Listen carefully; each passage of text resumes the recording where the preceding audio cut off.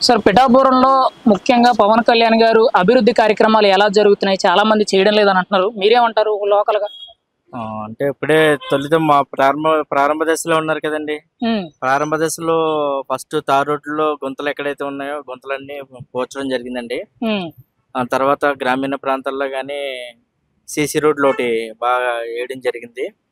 ఎక్కడైతే పల్లాలున్నాయో ఆ సీసీ రోడ్లు ఎక్కడైతే నీరు నిలిచిపోతున్నాయో ఆ రోడ్లని ఎలక్ట్ చేసుకొని ఆ రోడ్లు పూర్తి చేయడం జరిగిందండి. హ్మ్.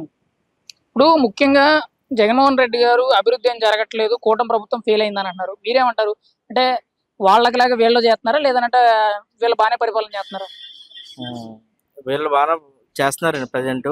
హ్మ్. అంటే స్టార్టింగ్‌లో ఉన్నారు గదండీ. ఒక 2, 3 ఇయర్స్ గడిస్తే గాని మనకి వీళ్ళు ఎంత వర్క్ చేశారనేది మనకు తెలీదు. హ్మ్. ఈ 1 ఇయర్‌లోనే చేయాలంటే వాళ్ళకి ఎక్కడెక్కడ ఏ గ్యాప్స్ ఉన్నాయో ఈ 1 ఇయర్‌లో వీళ్ళు ఐడెంటిఫికేషన్ చేసుకొని, ఆ గ్యాప్స్ ఉన్న వాటిని ఫస్టు ఏది మెయిన్ ప్రయారిటీ ఉందో అది టార్గెట్ చేసుకొని ఈళ్ళు చేస్తున్నారండి. హ్మ్.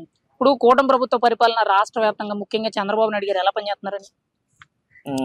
ప్రస్తుతానికి నాకు తెలిసి మీడియంగా జరుగుతుందండి. హ్మ్. బాగా ఎక్స్‌ట్రార్డినరీగా లేదు.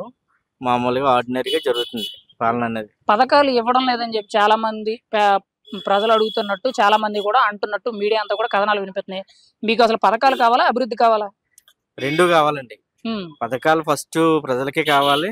దాన్ని బేస్ చేసుకొని అభివృద్ధి కూడా చేయాలండి. హ్మ్. అంటే రెండిటికి మరి రాష్ట్ర బడ్జెట్ అనేది సరిపోదు. గత 5 ఏళ్ళు కూడా పథకాలు ఇచ్చి ఇబ్బంది పడ్డామని చెప్పి చెప్తున్నారు కదా! గత ప్రభుత్వంలో పథకాలు చేశారు. అభివృద్ధి కుంటుపడిపోయింది. ఇప్పుడు అభివృద్ధితో పాటుగా పథకాలు కూడా ఇవ్వాలి. ఎందుకంటే పథకాల పైన ప్రజలు ఎంతోమంది ఆశ పెట్టుకొని ఉన్నారు. అది అమ్మఒడి కావచ్చు, లేకపోతే ఇతరితర పథకాలైనా ప్రజలు ఆధారపడి ఉన్నారండి. హ్మ్. చంద్రబాబు నాయుడు గారు గాని, పవన్ కళ్యాణ్ గారు గాని, నారా లోకేష్ గారండి వీళ్ళ ముగ్గురు పనితీరు ఎలా ఉందండి? పనితీరు ప్రెజెంటు బేసిక్స్ ఏయి కావాలో వాటి మీద రీచార్జ్ చేస్తున్నారండి. హ్మ్. మనం ఏ పథకం అయితే ఎవరికి అందుతదనే దాంట్లో అంటే నేను అనాలిసిస్ చేసింది ఎవరికి ఏది ఫస్ట్ ఇంపార్టెన్సో అది చేస్తున్నారు. హ్మ్. తర్వాతేంటంటే ముఖ్యంగా అమ్మఒడి ఇటువంటి కొన్ని పథకాలున్నాయండి. ఆ పథకాలు చాలామంది పేదలున్నారు. వాళ్ళు వాటిపైన ఆధారపడి పిల్లల్ని చదివించుకుంటూ ఉన్నారు. అటువంటి పథకాలు కూడా ప్రజలకి అందించారంటే అప్పుడు వీళ్ళ యొక్క పనితీరు బాగున్నట్టుగా ఇంకా కనిపిస్తదనమాట. ఓకే. పెన్షన్‌ల విషయంలో ఎలా ఉందండి? గతంతో పోల్చుకుంటే ఇప్పుడు పెన్షన్‌లు ఎలా ఇస్తున్నారు? గతంలో అయితే వాలంటీర్ల ద్వారా డిస్ట్రిబ్యూట్ చేసేవారు. ఇప్పుడు వీళ్ళు సచివాలయం స్టాఫ్ గాని, మిగతా పంచాయతీ స్టాఫ్ గాని ద్వారా వీళ్ళు డిస్ట్రిబ్యూట్ చేస్తున్నారండి. హ్మ్. అప్పుడు ఎక్కువ ఇచ్చారు. ఇప్పుడు ఎక్కువ ఇస్తున్నారు.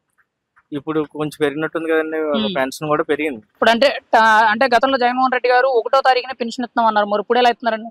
ఇప్పుడు అలా ఇస్తున్నారండి. ఇప్పుడు అలాగే. ఇప్పుడు అలా అంటే ఇస్తున్నారు. పెన్షన్‌ల విషయంలో న్యాయం జరుగుతున్నట్టేనా? న్యాయం జరుగుతుందండి. ఇంకా ఇంకా అంటే, అంటే స్టాఫ్ అయితే మారారు కదండీ! పెన్షన్ మామూలుగా ఎవరికి అందవలసిన టైంలో యాజువల్‌గా ఇచ్చేస్తున్నారనమాట. ఈ ప్రభుత్వం వచ్చిన తర్వాత మీకేదైనా ఈ గ్యాప్‌లో ఏదైనా మంచి జరిగిందా? అంటే మీ చుట్టుపక్కల అభివృద్ధి గాని, ఇంకా, పథకాలే గాని ఇంకా ఏంటంటే మా చుట్టుపక్కలంటే మా ఇంటి పక్కన రోడ్డు వేసారండి ఒకటి. రోడ్లు ఏసారా? సీసీ రోడ్ ఒకటేసారండి బాగానే ఏసారు. మంచినీరు ఎలా వస్తుందంటారు? మంచినీరు బానే వస్తుందండి. అంటే ముందు ప్రభుత్వం కంటే వీళ్ళు చేయాలనే ఆలోచనలో ఉన్నారు. ఒకటే ఒకటే నెమ్మదిగా చేస్తూ ఉన్నారు. హ్మ్. ఇంకా గ్యాప్స్ ఉన్నాయండి. ఆ గ్యాప్స్ అన్నీ కూడా ఫిల్ చేసుకొని వస్తారు. మరి టైం ఇవ్వాలి కదండీ మనం కూడా. ఇప్పుడు వెంటనే అవ్వాలంటే ఏది అవ్వలేని పరిస్థితి. కాపోతే చాలా మంది నిరుద్యోగత ఎక్కువుందండి.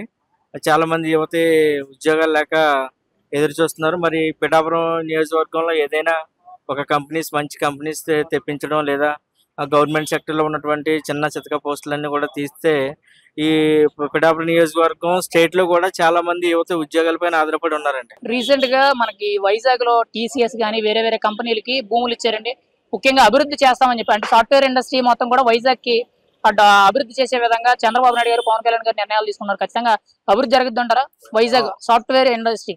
ఇప్పుడు బేసిక్‌గా వాళ్ళు ఒక కంపెనీ కావాలనుకున్నప్పుడు వాళ్ళకి కావాల్సినటువంటి ఫస్ట్ సైట్ అనేది కావాలి ఆళ్ళకి.